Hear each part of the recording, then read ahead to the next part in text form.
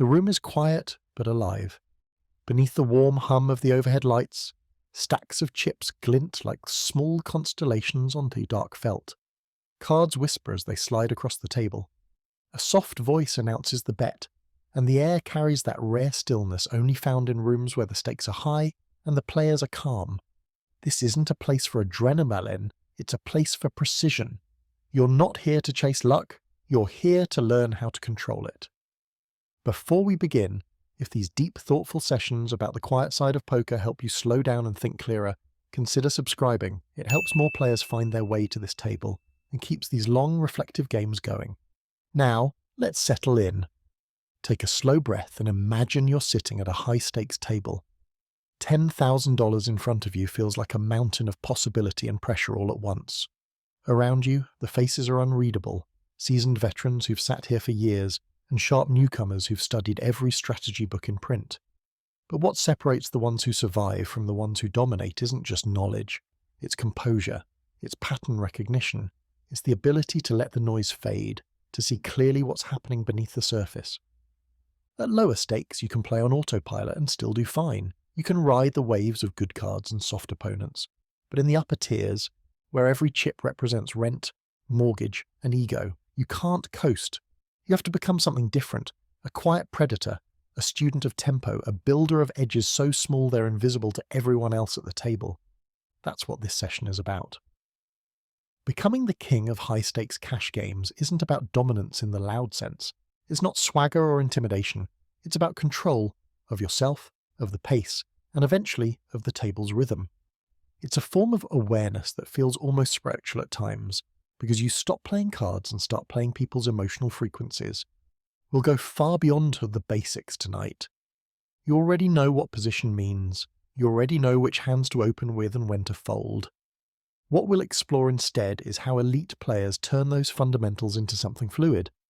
How they break patterns, disguise ranges, and make decisions that look reckless, but are built on layers of invisible logic.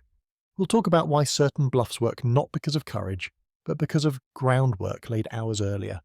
Why game selection is the quiet art behind nearly every professional's survival. Why bankroll discipline isn't restriction, it's oxygen. And how every decision, from bet sizing to silence, contributes to an energy that dictates who owns the table's emotional temperature.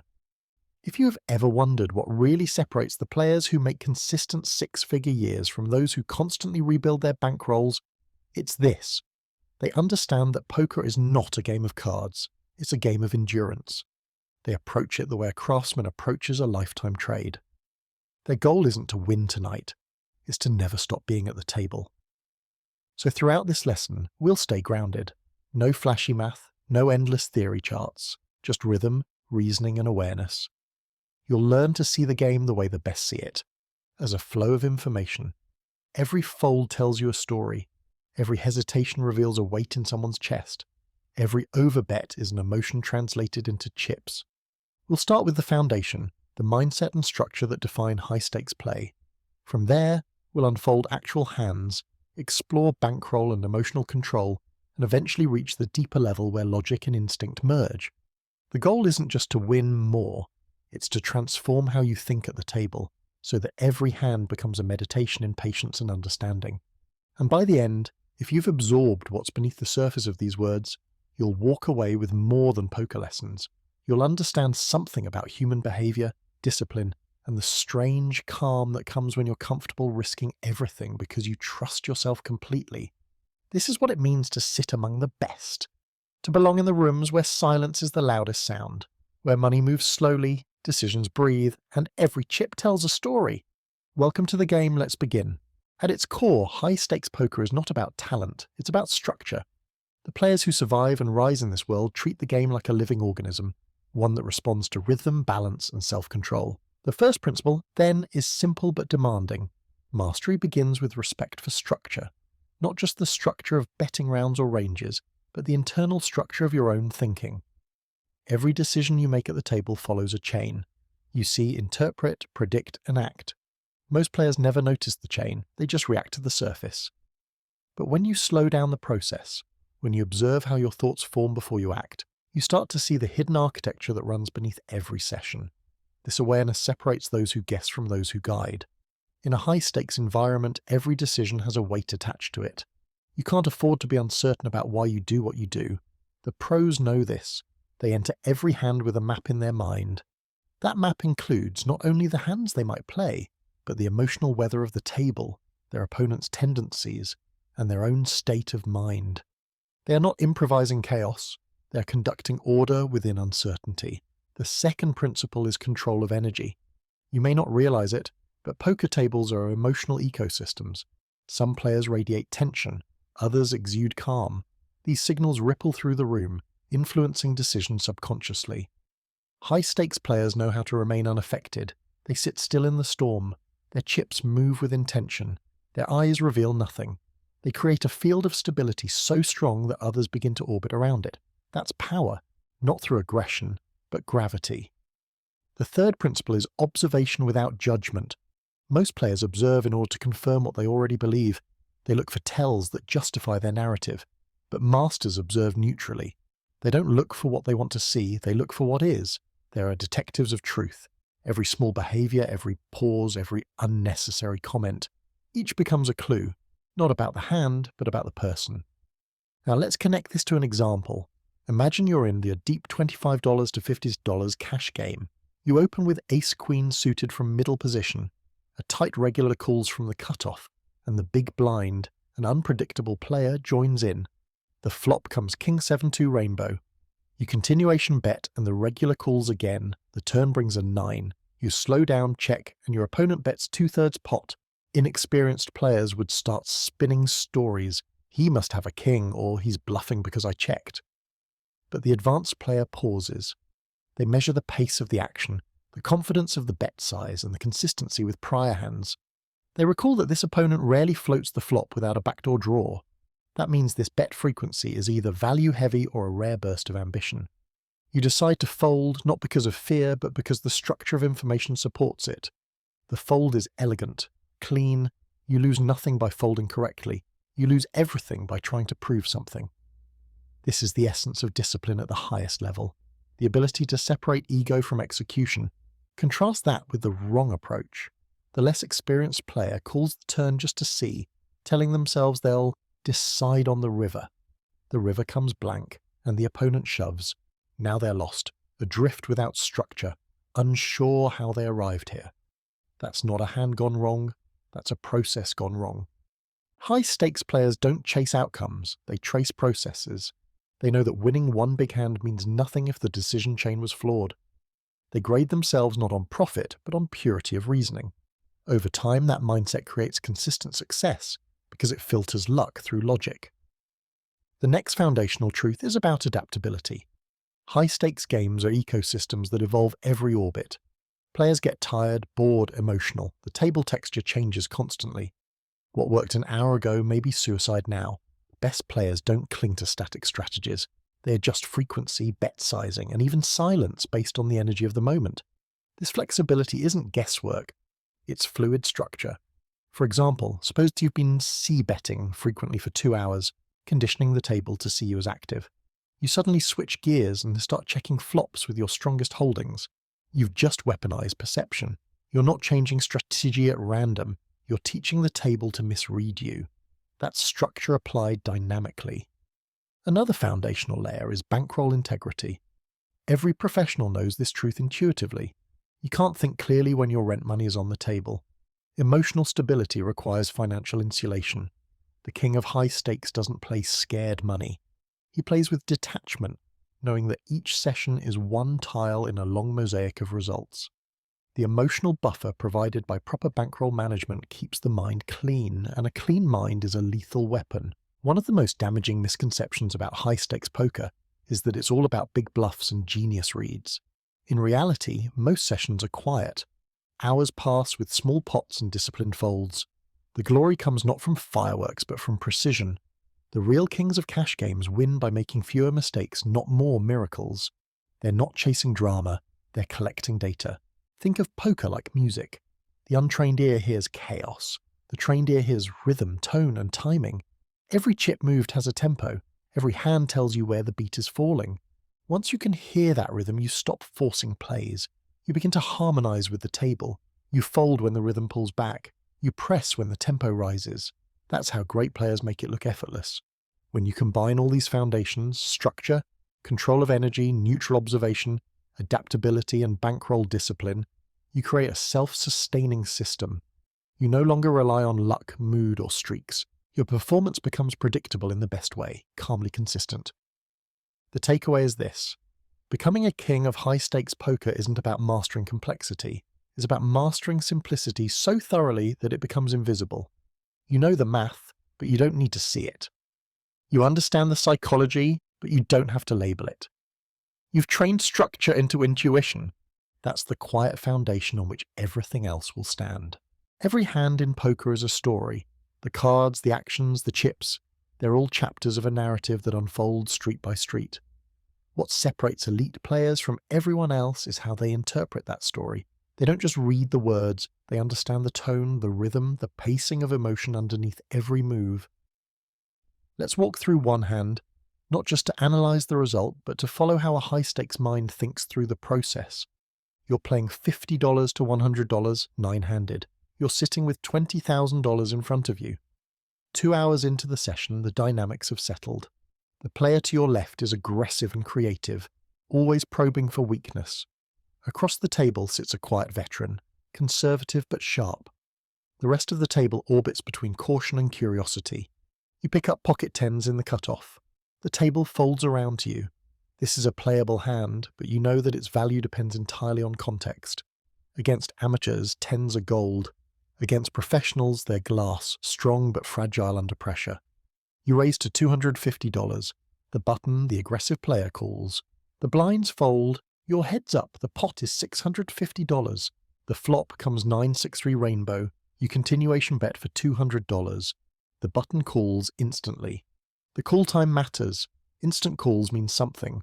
They often signal a medium-strength hand, comfortable enough to continue but not strong enough to raise. The turn brings an ace, a dangerous card because it shifts the range advantage toward your opponent. You slow down, you check. The button bets $500 into $1,050. This is the decision point that defines advanced play. Beginners see this spot as binary, call or fold. Experts see it as layered. What story is my opponent telling? What story am I telling? What story does he think I'm telling? Your opponent knows you're capable of c-betting wide, especially on dry flops. The ace is perfect for him to represent, and he knows that you know it. This is where balance protects you. You sometimes have aces in this spot, ace-jack, ace-queen, maybe even ace-king slow-played pre-flop, and if you fold every time an ace hits, you become predictable. You decide to call calmly. You don't call because you think you're winning. You call because your range needs protection. You're defending your story. The river is the deuce of hearts, a blank. The pot sits at $2,050. Your opponent pauses for the first time in the hand, glancing briefly at your stack. Then he bets $1,400. Again, you breathe. The entire hand has been quiet, almost serene. This is what the top players do. They don't react, they observe. Every action is recorded like data. You remember that his instant flop call didn't match a draw-heavy mindset. You recall that his turn bet came too quickly, without the contemplative pause of genuine strength. His river bet now feels like a continuation of that narrative, a performance rather than a revelation. You call. He shows Jack-9 suited, second pair. The pot slides your way. The victory is small in chips but massive in clarity. You didn't win because of luck. You won because you stayed inside the structure. You didn't let emotion interpret the ace's fear. You didn't let the aggression of your opponent shape your story. You held the rhythm steady. That's mastery in an action. Let's step back. What just happened beneath the surface? You move through each street using a structured thought process. Pre-flop, what am I representing and who's behind me? Flop, who has range advantage and how does my bet interact with his calling range? Turn, how does this new card shift the balance of perception? River, what has changed emotionally, confidence, hesitation, timing, and how do I respond? That's the invisible checklist of advanced players. They don't think in outcomes, they think in patterns of evolving truth. Now contrast that with the average player's mindset. Pre-flop, they're excited by the pair of tens. Flop, They bet because that's what you do. Turn, they freeze when the ace falls. River, they panic and fold because it feels bad. Each decision is reactive, emotional, ungrounded. In high-stakes play, that emotional drift is death. Every decision must connect to the last. You can't think of hands in isolation. You have to think of them as paragraphs in an ongoing conversation with the table. Your fold frequency, your bet sizing, your timing, all of it forms a language that others read constantly. And this is where the deeper game begins, understanding how the hand unfolds not just through cards but through human energy. When you see bet too fast, you speak of comfort. When you take a long pause before a river call, you reveal hesitation. These small cues add up. High-stakes players are fluent in them. Another example, imagine holding king-queen suited on a board of jack-10-2 with a backdoor flush draw. You're out of position against a strong player who's been testing you all night. You decide to check-call the flop. The turn is an 8, completing a possible straight. You lead small, a move that looks weak, but in truth represents a narrow, polarized range. Your opponent, unsure whether it's value or deception, chooses to call. The river brings an ace. You now hold the nuts. But instead of shoving, you pause and bet 1/3 pot, a move that invites curiosity rather than fear. Against thinking players, that's often worth more. The bet feels like a blocker. It tempts the bluff raise. And when your opponent takes the bait, your call doesn't feel heroic. It feels inevitable. That's how the hand unfolds at a level where psychology and mathematics merge into one language. You're no longer reacting to the cards, you're directing the conversation. Notice something else. Advanced players rarely chase certainty. They don't need to be sure they're right. They only need to be structured enough that every decision has logic behind it. That's the secret rhythm of the game. Clarity over certainty. Each street gives you new information, but also a new opportunity to lose yourself. Most players do exactly that. They let their emotions tighten with the pot size. When money grows, clarity shrinks. But the elite have trained their minds to reverse that pattern. The deeper the hand goes, the calmer they become. It's not that they feel nothing, it's that they've built a psychological firewall. The chips are no longer money. The hand is no longer personal. The outcome doesn't define them. They've detached the ego from the process, leaving behind pure decision-making. When you reach that level, the hand unfolds in slow motion. You see not just what's happening, but what will happen. You sense the pressure points. You anticipate the river bet before the card even turns. That perception comes only through repetition, through playing thousands of hands and reflecting quietly on every mistake. To become the king of high stakes, you must love that process. You must find beauty in the structure of a single hand, because every hand is a lesson in balance. The best don't crave big pots. They crave clean decisions. They crave the silence that comes after a perfectly timed fold or a perfectly disguised value bet. When a hand unfolds correctly, it feels less like gambling and more like meditation. Every movement, raising, calling, checking, is deliberate.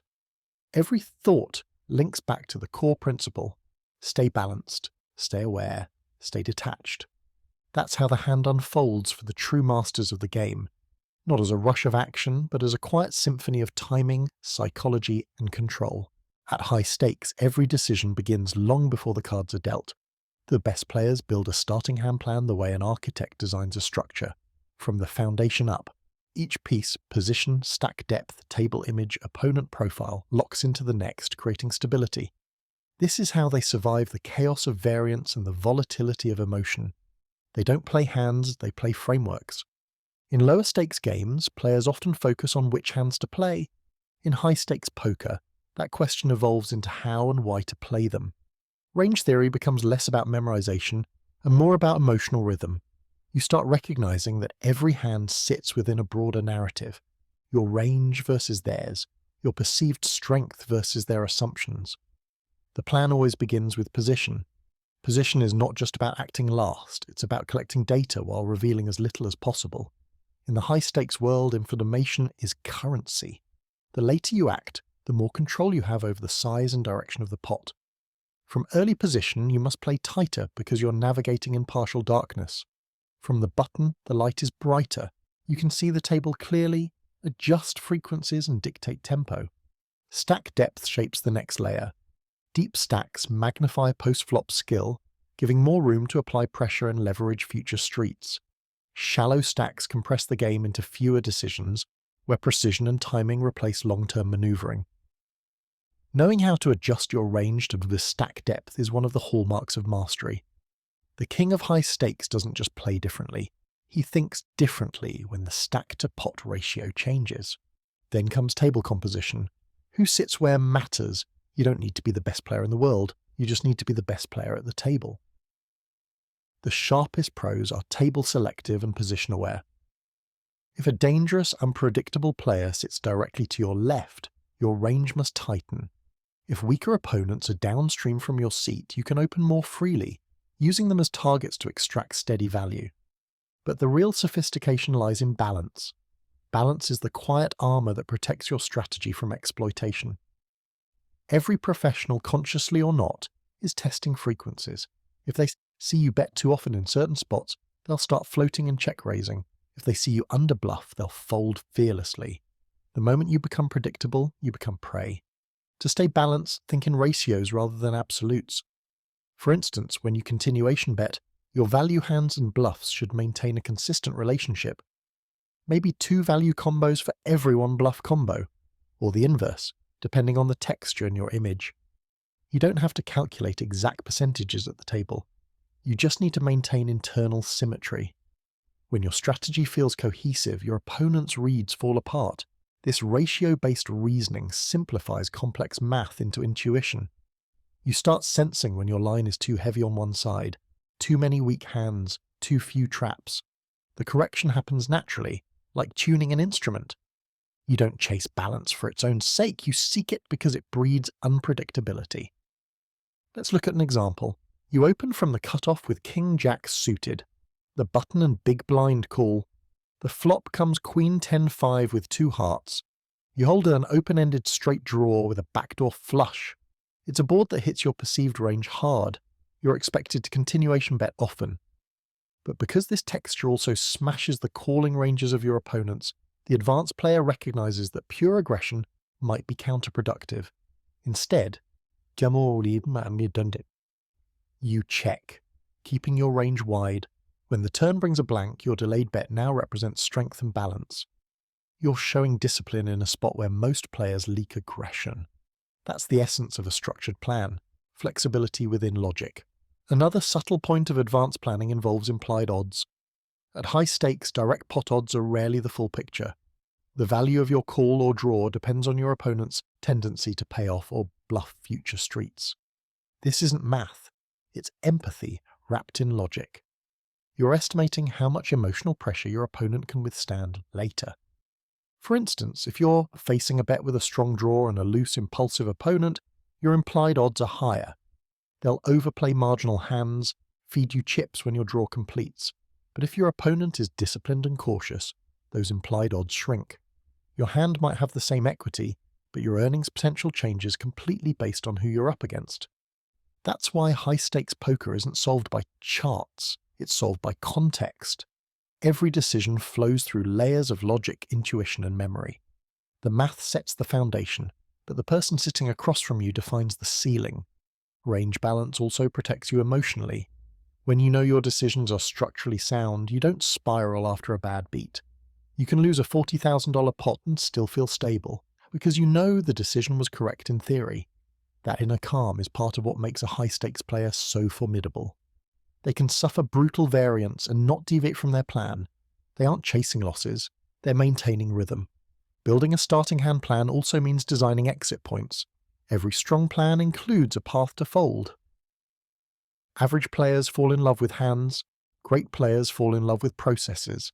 They predefine the moments when retreat is wise, so that surrender feels like strength, not weakness. That mindset is vital when facing multi-street pressure.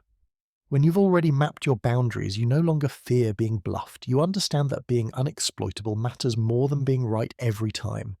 Folding becomes an act of control, not of defeat. Over time, this structure creates confidence. You begin to trust your internal model more than your short-term results. The hands stop feeling random. The swings stop feeling personal. You start seeing poker as a series of interconnected patterns, each decision echoing through the next. That's the true purpose of a starting hand plan. not to restrict your creativity, but to anchor it. When your framework is solid, your instincts are free to play. You can experiment, adapt, and surprise your opponents without drifting into chaos. The plan doesn't cage you, it steadies you. By the time you reach high stakes, everyone knows the theory. Everyone studies solver outputs and preflop charts. The difference between the winners and the rest lies in who can translate that data into poise. Your plan isn't just about hands, it's about how you handle noise, pressure, and fatigue. Because in the end, the king of high-stakes poker doesn't win through aggression or genius. He wins through harmony. His pre-flop plan and his post-flop rhythm are synchronized. His logic and his instinct speak the same language. His strategy is invisible, yet undeniable. That's the mark of mastery. The structure is always there, but it moves like water. In high-stakes cash games, the real battle is rarely a single hand. It's the session itself, the long, slow hours that test a player's discipline, focus, and emotional endurance. The cards are only half the game. The rest is your ability to maintain clarity while time, fatigue, and variance try to wear you down. A high-stakes session isn't like a tournament that ends when the blinds swallow the field. Here, you choose when to play, when to rest, and when to walk away. The power lies in control, not of others, but of yourself. The players who dominate the biggest games don't just win hands, they win the hours between them. When the game begins, the energy is sharp, everyone's focused, stacks are deep, and the air carries quiet tension. But as the hours pass, rhythm takes over. People start to drift. Some chase losses, others grow impatient for action. Fatigue dulls observation. The king of high stakes stays constant, a steady pulse in a chaotic room. This consistency is built on preparation. The professionals who thrive over long sessions treat poker like an endurance sport. They eat lightly before the game, manage hydration, and avoid sugar spikes that lead to crashes. Their mental clarity isn't accidental, it's engineered. They also monitor emotional fatigue. Tilt doesn't always arrive in a burst of anger. Sometimes it creeps in quietly. You start calling too often out of boredom, or bluffing too thinly out of frustration. One small deviation leads to another. Before you know it, you've lost not to your opponents, but to erosion, the slow wearing down of patience. The masters recognize this drift early. When they sense distraction, they pause. They take a short break, stand up, breathe, and reset. Their greatest skill isn't aggression, it's awareness. They understand that the mind, like a muscle, must be rested before it breaks. Another element of controlling the long session is pace. High-stakes players don't let others dictate the rhythm of their decisions. When the game speeds up, they slow down. When the table drags, they maintain alertness. They use pacing as a weapon, subtle, invisible, and powerful. A slow, measured call after a long pause can cool an opponent's aggression. A rapid, confident bet can break another's composure. These tiny variations in timing allow you to steer the game without speaking a word. Then there's the matter of patience. Every high-stakes player eventually faces a stretch of dead cards, hours without playable hands. Most players get restless. They invent reasons to enter pots, rationalizing marginal spots as good opportunities. But the real pros embrace stillness. They understand that in a 10-hour session, the game always comes back around. They let variance burn itself out. They let others force mistakes. Their job is to be present when it happens. The beauty of cash games is that time works both for and against you. If you drift into impatience, time amplifies your leaks. But if you remain composed, time amplifies your edge. Every orbit becomes another chance for your structure to outperform chaos. This patience extends to recovery. If you lose a massive pot, one that stings and lingers, your first instinct might be to win it back immediately. But that's where most players fall. They start playing the ghost of a hand that's already over. The kings of high stakes let those ghosts pass through them. They analyze quietly, take responsibility, and move forward without emotional residue. That kind of detachment isn't coldness, it's professionalism. One quiet secret among the best is how they use fatigue against others. Late in long sessions, they recognize when the weaker players are mentally drifting, staring longer, shuffling chips nervously, calling too much from the big blind. That's when the pressure increases, not with recklessness, but precision. They pick the right moments to apply aggression. Knowing fatigue makes people fold honesty and call confusion. Control in long sessions also involves bankroll perspective. You must zoom out. Every hand is one data point, every session, one sample. The short-term wins and losses mean nothing compared to the long curve of performance. The best players track how they played, not just what they earned. That objectivity builds resilience. You stop needing validation from results, your satisfaction comes from execution. There's also a social dimension. High-stakes rooms are full of personalities: talkers, needlers, silent sharks, reckless dreamers. The true professional knows how to coexist with all of them without being pulled into their emotional weather. They stay polite, composed, observant. When someone tries to provoke them, they smile and remain unmoved. In games where egos clash, composure becomes armor. Over the course of a long night, every player at the table will reveal something. The tired sigh, the distracted stare, the overcompensating laugh. These are signs of emotional temperature. The players who can read these cues, while keeping their own expression neutral, begin to control the table without saying a word. They're not dominating people, they're harmonizing with the flow of the room while staying one beat ahead. Endurance, at its core, is a form of discipline that blends mental, physical, and emotional control. It's knowing when to pause, when to press, and when to let go. It's the art of staying centered while the game around you bends and cracks under pressure. Many players think high-stakes poker is about making bold plays. In truth, it's about avoiding unnecessary ones. The longer the game goes, the more mistakes others make. Your task is simple. Be the last one still thinking clearly. The long session rewards those who don't chase excitement. It belongs to those who value silence, patience, and subtlety. In those quiet hours after midnight, when the chips move slowly and the room hums with fatigue, that's when real edges emerge. The table grows smaller in focus, time stretches. One or two disciplined players begin to separate themselves from the rest, not through luck, but through consistency. That's how the kings of high-stakes games are crowned, not by the biggest pots or the loudest victories, but by the calmest minds at the latest hour. At the highest levels of poker, emotion is the invisible currency. Everyone has skill, study, and strategy, but not everyone has control. Emotional steadiness is what separates the merely talented from the truly elite. It's not that top players don't feel anger, fear, or frustration. They just don't let those feelings make their decisions for them. Poker magnifies every human weakness. It exposes impatience, ego, and insecurity in last time. Each hand becomes a mirror. You're forced to watch your own reactions to see whether you cling to results, whether you crave revenge, whether you secretly play to prove something. Those who fail this test burn out. Those who master it become unshakable. The first step toward emotional control is awareness. You can't manage what you don't notice. Most players tilt long before they realize it. It starts with a small injustice, an unlucky river, a bad call by someone else that gets rewarded. The brain looks for balance, for fairness, and when it doesn't find it, it rebels. You start playing faster. You rationalize thin calls, you chase. That's not strategy anymore. It's emotion disguised as logic. The best players spot this pattern early. They feel the spike of frustration, but instead of reacting, they step back. They observe it the way you might watch clouds drift by, temporary, shapeless, passing. That pause saves them thousands of dollars over a lifetime. Emotional control is not about being emotionless. It's about being unhooked from reaction. In high-stakes games, this skill becomes survival. Every opponent is probing for weakness, not just in your range, but in your temperament. They'll watch how quickly you check your chips after losing a pot. They'll note if your tone changes when you speak.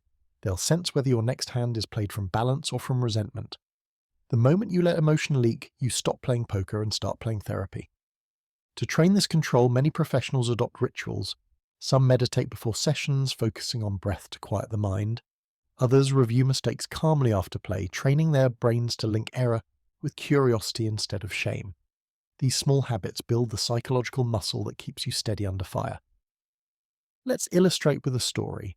You've been playing a deep $100 to $200 game for 6 hours.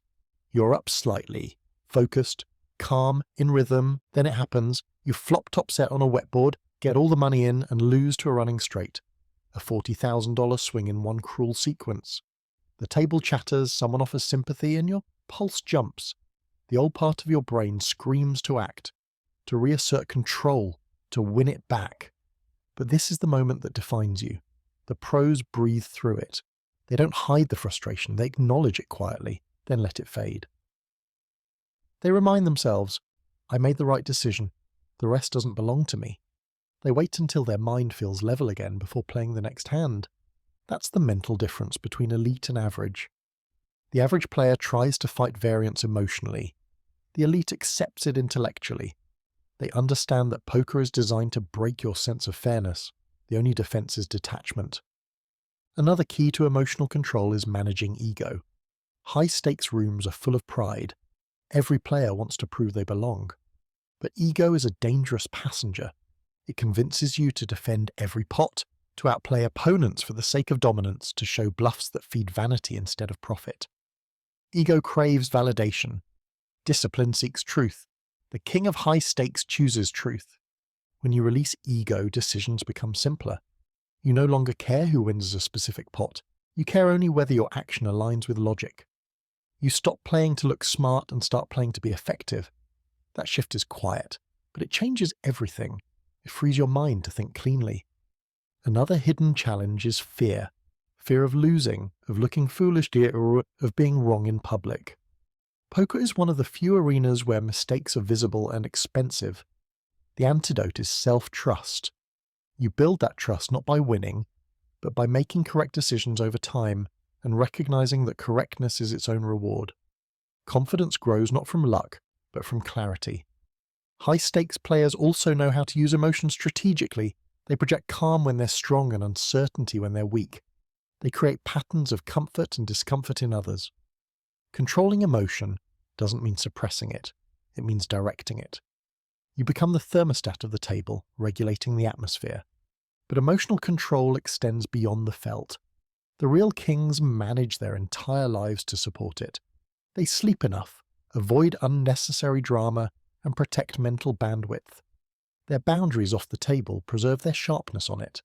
They treat poker as a practice of stability, not chaos. The mental game also involves forgiveness, not of others, but of yourself. You will make mistakes, everyone does. The difference is how long you carry them. The best players learn, then release. They don't let a bad decision poison the next hour. They accept that perfection is unattainable, but presence is not. And presence is everything. When you're fully present, emotion loses its grip. You stop drifting into the past. I can't believe I folded that hand, or the future. What if I lose again? You exist only in the moment of decision. That's where true clarity lives. There's a quiet kind of joy in that state. It's not excitement, it's peace. When you can sit at a high-stakes table surrounded by tension and feel calm inside, you realize you've reached something few ever touch. Poker becomes meditation with money on the line. In the end, emotional control isn't about denying your humanity. It's about refining it. It's turning chaos into clarity, variance into poor rhythm, and pressure into presence. The more you master your emotions, the more transparent your opponents become, because their reactions still control them, while yours have been trained into silence. And that silence, that's power. By the time you've reached the level of high-stakes poker, you already understand the mechanics. You've learned position, range, and pot odds. You've built emotional discipline. But what separates the strong from the elite is an understanding that goes beyond rules and charts. It's a quiet, almost artistic awareness of flow, when to apply logic, when to bend it, and when to abandon it entirely. Deeper insight in poker doesn't come from more information, it comes from cleaner perception. You start noticing what others overlook, the subtle changes in breathing when someone shifts from bluffing to value, the rhythm of a player's bets when they're in control versus when they're improvising. The game slows down, noise fades. What remains is pattern. Every professional eventually learns that the cards are just symbols. What you're really reading is behavior under uncertainty. That's what poker is, a study of how people act when truth is hidden. The cards only trigger that behavior. You're not learning hands, you're learning humans. At this stage, the best players stop thinking in terms of strong or weak. They think in terms of frequency. They understand that any player can bluff sometimes, but few can bluff often enough to stay balanced. The key is spotting who overdoes it and who can't pull the trigger when the moment comes. You're not labeling opponents, you're mapping tendencies. One of the most profound realizations in advanced poker is that equilibrium is not perfection. Solvers can show you the balanced approach, but in the living game nobody plays like a machine. People fatigue, emotions fluctuate, the game breathes. True mastery means knowing when to deviate from balance to exploit human imperfection. The deeper your structure, the freer your creativity becomes. Take, for example, the art of timing. Timing tells stories that words can't. A player who bets instantly after the river might be rehearsed. They had that action pre-decided, either out of confidence or fear. A player who pauses too long before checking often wants to appear weak. These micro-patterns are rarely random. They're glimpses into thought process. The advanced player reads them not as absolute truths, but as notes in a larger symphony. Another layer of deeper insight is understanding perception loops. Every action you take creates a reaction in your opponent's mind, but the best players think 2 loops ahead. They know that when they've been tight for hours, their next aggressive line carries extra credibility. Or that after a failed bluff, a quick double barrel might look like tilt rather than balance. They don't just play their range, they play their reputation in motion. This is how table image becomes an active weapon. Most players treat image as passive, something that just happens. But for the elite, image is crafted, managed, and manipulated. They engineer patterns deliberately, sometimes losing small pots to build trust before detonating the big one. They understand that psychology compounds just like chips do. Let's illustrate with a high-level hand. You've been at the table for 5 hours playing tight and quiet. You've shown down only strong hands. Then you open from under the gun with Jack-9 suited, a hand most wouldn't expect from you. 2 players call, the flop comes Queen 8-4 with 2 spades. You hold backdoor draws and inside equity. You bet small, setting a subtle trap. Both players call. The turn brings a 10 of hearts. You've made the straight. But instead of betting big, you check. The table reads it as surrender, consistent with your image. The first player bets half pot, the second folds. You call, keeping the story alive. The river pairs the queen. Your opponent, confident, shoves. You snap call and show the straight. The table murmurs. They've just seen something new in you, danger where there was once patience.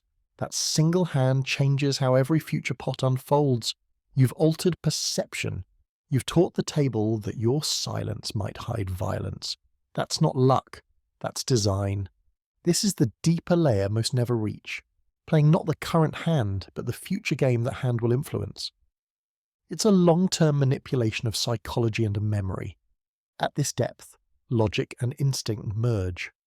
The logical side gives you structure, understanding ranges, equity, and pot size. The instinctive side reads emotional shifts, body language, and timing. When these two align, you reach a state of unconscious competence. You're no longer calculating, you're feeling the math. This feeling isn't mystical, it's earned through repetition. Thousands of hours at the felt train your subconscious to recognize probabilities without conscious thought. It's like a musician who no longer counts beats, they simply know when the melody turns. Poker at its peak becomes a similar art. Deeper insight also means recognizing when not to act. There are moments when every signal tells you to make a move, but your intuition whispers otherwise. The disciplined player listens. Sometimes the most powerful action is restraint. There's a kind of humility required at this level. The more you understand the game, the more you realize how uncertain it really is. You stop chasing perfect reads and start cultivating presence. You accept that you will sometimes be wrong, and that being wrong gracefully is part of being right long term. The highest stakes players carry this humility quietly. They sit among fortune and tension but look almost bored. They don't need validation because they trust the rhythm of their process. When they win, they nod. When they lose, they breathe. Insight has replaced emotion. The final truth about deep understanding in poker is that it loops back to simplicity. After all the study, all the theory, all the refinement, you arrive where you began: clarity, awareness, and a patience. You learn that the loudest truths are the quietest ones, that the longer you play, the less you need to prove. The kings of the game know this. They aren't chasing brilliance, they're chasing stillness. Because in stillness, every detail becomes clear. Let's take a short example. Something simple on the surface but rich in meaning beneath it. It's 2:30 in the morning in a private $100 to $200 game. The casino floor is quiet now, the air heavy with that late-night calm that only comes after a long grind. Most players are worn down, their focus fraying at the edges. You've been at the table for 8 hours, patient and steady. You look down at 7 5 of hearts on the button. A weak hand, at least by textbook standards. But the small blind is tight and predictable, and the big blind has been calling wide out of fatigue. The table folds to you, you raise, both blinds call, and the flop comes 10 6 2 with 1 heart. You have a gut shot and backdoor flush potential, nothing worth excitement.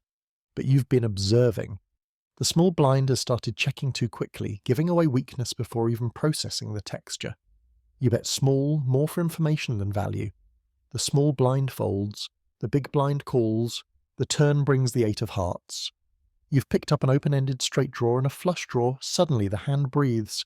The big blind checks again, but slower this time. His posture changes, less certain, more guarded.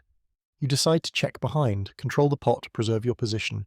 The river comes the 9 of clubs. You've made the straight. Your opponent looks at the board for a long moment, then pushes out a large bet, close to pot.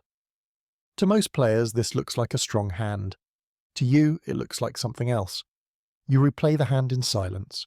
Quick flop call, slowed turn check, and now a forced river shove. That rhythm feels emotional, not logical. It feels like frustration trying to buy resolution. You count out the chips, pause, and simply call. He turns over king 10, poor Beatty, top pair, overplayed. You show the straight. The dealer pushes you the pot. The chips slide toward your stack, the sound soft and steady.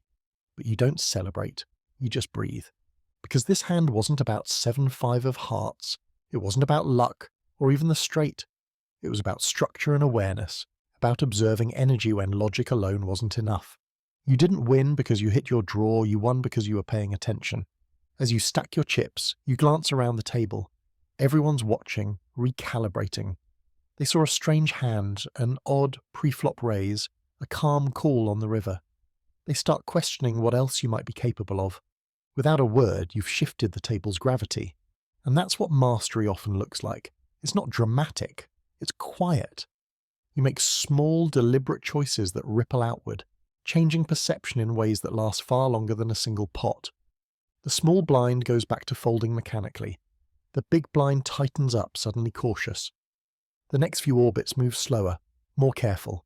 You've changed the game's rhythm simply by staying composed. That's the real beauty of poker at the highest level. It's not about domination, it's about influence. Every calm decision sends a message. Every well-timed check becomes a lesson. Every disciplined fold reminds the table that you can't be manipulated. The short example ends here, but the lesson doesn't. Beneath the chips and the cards lies a deeper truth. You can't force greatness in poker. You can only create conditions for it to appear. You build your structure, you wait for the right alignment, and when the moment comes, you act without hesitation. In that stillness, results don't define you, process does.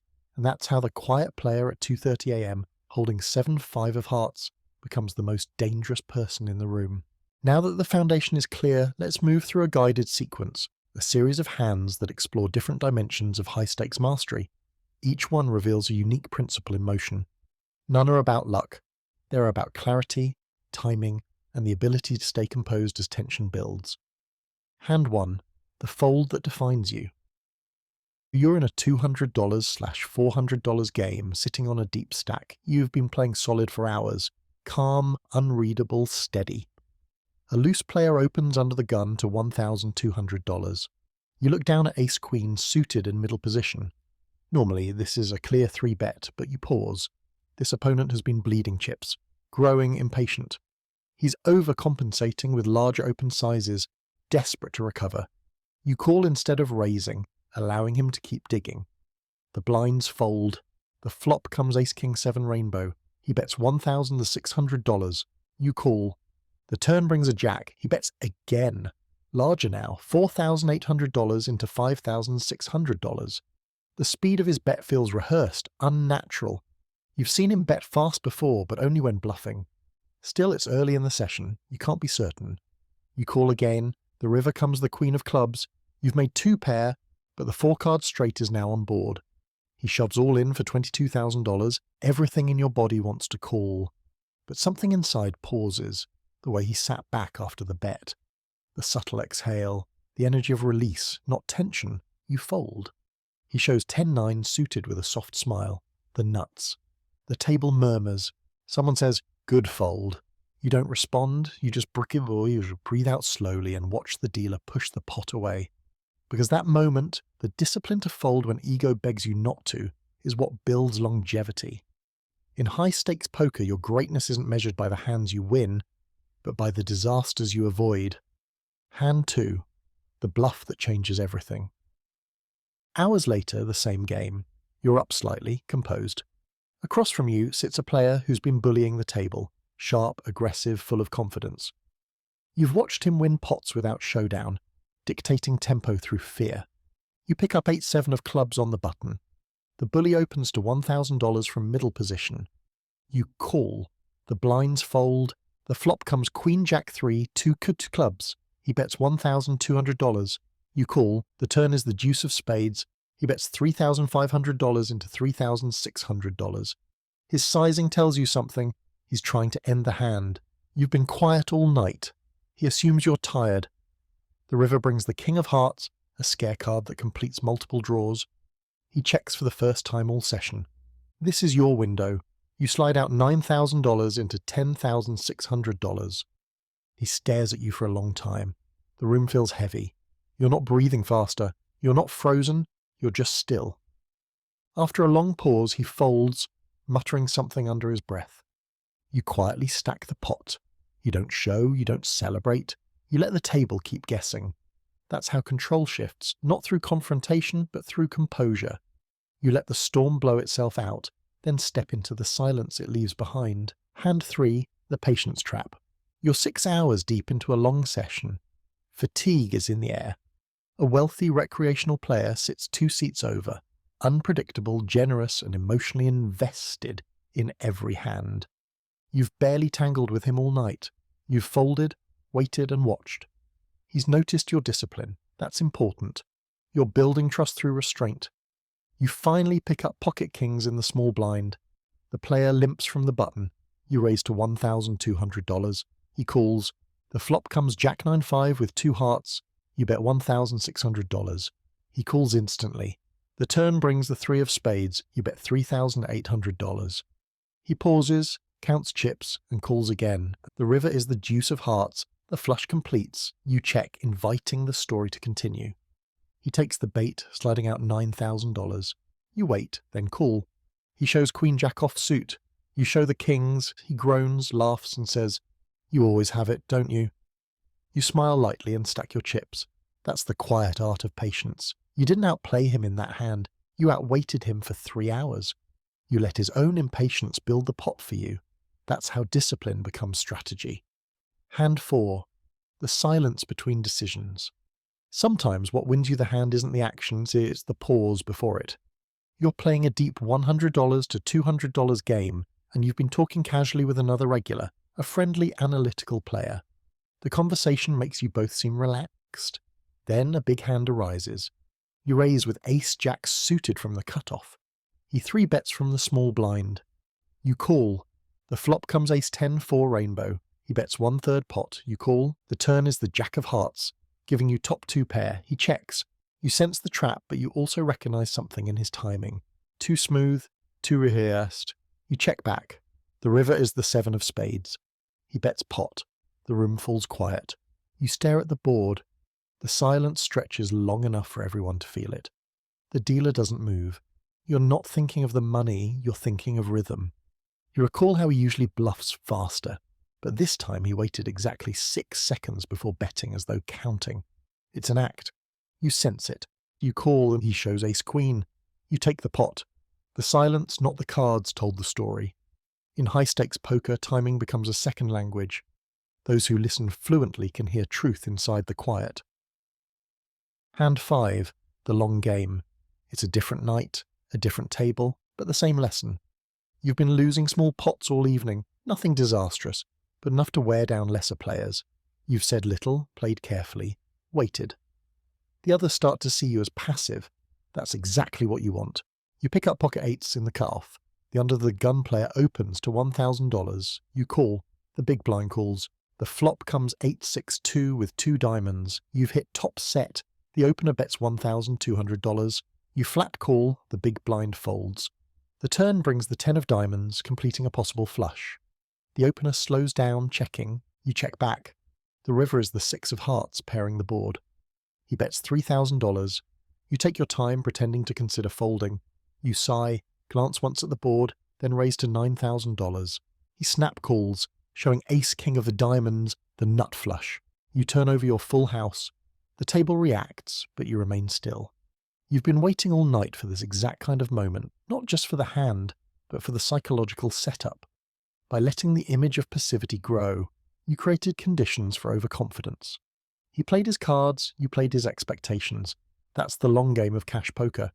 Every hour, every fold, every silence is groundwork for future profit. The kings of the game think in arcs, not moments. Across these examples, the theme repeats: structure, rhythm, and emotional quiet.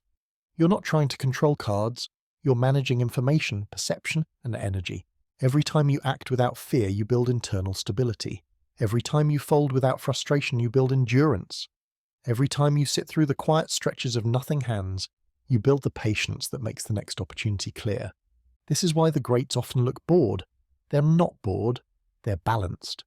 They're tuned to a slower frequency, one where chaos feels predictable. The guided sequence of hands reminded you that mastery is not a single moment of brilliance. It's a collection of small, consistent moments of awareness. You'll still lose pots, you'll still misread spots, but those won't define you. What defines you is how consistently you make clean, logical, emotionally neutral decisions over time. Poker at its highest form rewards serenity. When you reach that point, even losing feels orderly. You can walk away from a losing night with the same composure you'd show after a win. Because your identity no longer depends on outcomes, it rests on structure. And that's how you ascend in this world of long sessions, deep stacks, and silent battles. Not through force, not through showmanship, but through awareness so steady that even luck begins to respect it. At a certain point in your poker journey, logic and instinct stop being opposites.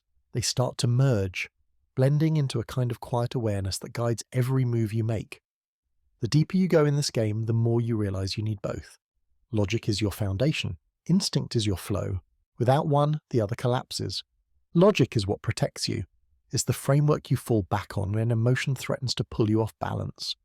It's the discipline of structured reasoning, position, range, pot odds, expected value. It's what keeps your decisions repeatable and measurable. When logic drives your game, you know why you acted, not just how. That's what makes improvement possible. But instinct, that's what elevates you.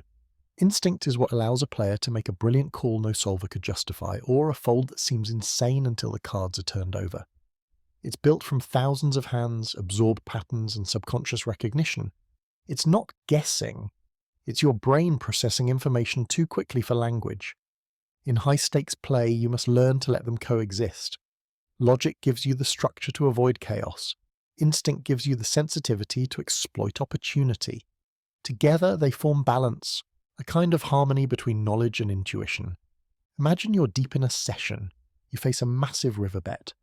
Your logic tells you the story makes sense. The line fits, the sizing fits, the range fits. Every technical reason points to folding. But something feels off. The energy is wrong, the way your opponent moved, the rhythm of his breathing, the timing of the shove, something doesn't align. You call. He shows the missed draw. You were right, not because of emotion, but because instinct saw what logic couldn't. The trick is that instinct wasn't magic. It was built on logic repeated thousands of times until it became muscle memory. Instinct is simply logic that's been absorbed into the nervous system. The opposite is also true. Sometimes your gut screams to call, but logic demands restraint. The board texture, bet size, and opponent history all point clearly to value. Your mind whispers, "Don't do it." That's where discipline saves you. Instinct without structure becomes chaos. Structure without instinct becomes rigidity. The best players aren't choosing between the two, they are listening for the moment when one speaks louder. Early in your development, logic should always lead. It's your compass. It protects you from emotional traps and anchors your reasoning. But over time, as your awareness deepens, instinct takes on a greater role. It's like moving from reading notes to hearing music. You can't fake instinct. You can't force it. It emerges naturally from experience, from quiet reflection, not reaction. After every session, the great players replay hands in their minds, not to memorize them, but to feel them again, to understand the subtle shifts that logic alone can't explain. That process is how instinct becomes reliable. It's not mystical, it's earned. You start noticing how truth feels. A real bluff feels light, unsteady. Real strength feels heavy, grounded. You begin to sense the weight of authenticity in the smallest actions. This is where poker becomes art. It's no longer about right or wrong decisions. It's about rhythm, the constant conversation between structure and surrender. You learn when to trust numbers and when to trust silence. And here's the secret. In moments of real clarity, you stop dividing the two. The decision simply appears, whole and certain. You act without conflict. It feels effortless, but it's built on every disciplined thought that came before it. Logic shapes you. Instinct reveals you. Together, they create the calm confidence that defines the true kings of high-stakes cash games. High-stakes poker rewards patience, not for one hand or one night, but over years. The players who survive aren't just skilled, they are consistent. They understand that this game isn't conquered through brilliance, but through discipline. Every small decision, every fold, every moment of restraint builds the foundation for longevity. Discipline is what remains when excitement fades. It's what keeps you from chasing losses, from playing tired, from sitting in the wrong game out of pride. The best players in the world all share this quiet trait. They know when not to play. They protect their focus like it's part of their bankroll, because it is. The long-term game is not a sprint of genius moves. It's a marathon of small, correct ones. When you watch elite professionals, their calm comes from knowing they don't need to win every session. They just need to make sound, disciplined decisions across thousands of them. That slow accumulation of correctness becomes unstoppable momentum. Discipline begins with bankroll management. No matter your level, it's the oxygen of poker. When you protect your bankroll, you protect your decision-making clarity. Playing within your means isn't weakness, it's strength. It allows you to face big pots without fear, to detach from the outcome and think purely. Without that safety net, even the smartest mind collapses under pressure. It also extends to your environment. Long-term discipline means curating where and with whom you play. The kings of high stakes don't chase prestige, they chase consistency. They seek games where their edge is real, not where their ego feels flattered. They know that true professionalism means saying no more often than yes. But beyond money, discipline is spiritual. It's the practice of alignment, your thoughts, emotions, and actions moving in the same direction. When you live undisciplined off the table, you carry that noise into the game. Your focus fragments. The kings understand this. They live simply, think clearly, and treat poker as meditation rather than escape. There will be periods of frustration, of course. Weeks where nothing goes right, where the river keeps betraying you, where fatigue whispers that you've lost your touch. In those moments, discipline becomes faith, not in luck, but in process. You keep showing up, making correct decisions, trusting that truth will win out over time. Discipline also means studying even when you don't feel like it. Reviewing hands, analysing leaks, reflecting without ego. The greats aren't addicted to winning, they're addicted to refinement. They never stop polishing their structure, even when it already shines. One of the quietest forms of discipline is emotional restraint. When you fold correctly and lose nothing, it feels invisible. When you win a huge hand through control, it feels natural. But when you slip, when impatience or tilt creeps in, the cost echoes. The disciplined player learns to forgive mistakes quickly and return to neutrality. They don't spiral, they reset. The long-term masters see poker not as a game, but as a mirror. It reflects who you are under pressure. Every decision teaches you something about your nature, how you handle fear, greed, uncertainty. The more you learn about yourself, the less the game can hurt you. To become king of high-stakes poker is to love discipline, to find comfort in repetition, to understand that greatness doesn't feel dramatic, it feels stable. Discipline over time becomes freedom. Freedom from ego, from fear, from chaos. Freedom to think clearly in the face of uncertainty. Freedom to walk away, to rest, to wait for your moment. That's the quiet power the best players carry. They're not chasing peaks of performance, they're building plateaus of consistency. They don't burn out because they don't rely on adrenaline. They rely on rhythm. And in that rhythm lies something rare, peace. The kind that only comes when you know you're in control of yourself no matter what the deck decides. When all the chips are counted, when the cards are gathered and the lights dim, The lesson beneath it all isn't about strategy. It isn't about math or theory or even money. It's about awareness. High-stakes poker at its purest level is a practice of awareness, of yourself, of others, and of the subtle pulse of the game that connects both. Every player who lasts eventually discovers this truth. The game strips you down. It tests every illusion of control, every shadow of ego. It humbles you with bad beats and rewards you for clarity, then takes it away again just to see if you've learned. You can study forever, master the numbers, memorize every range, but until you master your state of mind, you'll always be a guest at the table, never its keeper. To become the king of high-stakes cash games, you must let go of the need to win and instead learn to understand. Understanding transcends results. It means knowing why you folded, why you called, why you stayed still. It's a quiet conviction that doesn't need validation. That's the true mark of mastery, not dominance over others, but harmony with yourself. When you reach that level, poker becomes something else entirely. It stops being war and becomes reflection.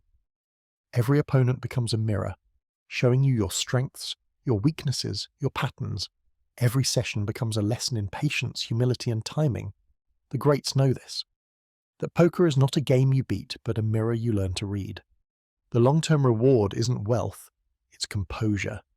The ability to sit in chaos and stay clear. To lose 5 buy-ins and still breathe slowly. To win 10 and still remain kind. When you achieve that, the game begins to respect you back. You stop chasing luck because you've replaced it with structure. Poker teaches something few other pursuits can, that control is an illusion, but awareness is real. You can't control the cards, the dealer, or the deck, but you can control how present you are in each moment. You can choose how you respond to fear, frustration, and temptation. That choice, quiet and constant, is what separates the kings from the crowd. In this way, poker becomes spiritual, not in any mystical sense, but in its discipline of presence. Every chip bet, every pause, every breath between decisions becomes meditation. You learn to detach from the noise, the chatter, the tension, the ego, and find a rhythm that belongs only to you. This is why the best players are calm even in the biggest pots. They've learned that emotion clouds vision, that impatience erodes logic. They've learned that clarity wins more than courage. Their power comes not from aggression, but from serenity. And yet the game remains beautifully human. No amount of theory can erase the trembling hand, the flicker of doubt, the pulse of risk. The kings of high stakes embrace that humanity. They don't suppress it. They use it to understand others. They read emotions not as weaknesses, but as patterns.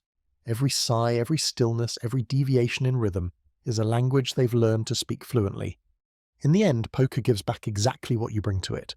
If you bring ego, it humbles you. If you bring greed, it punishes you.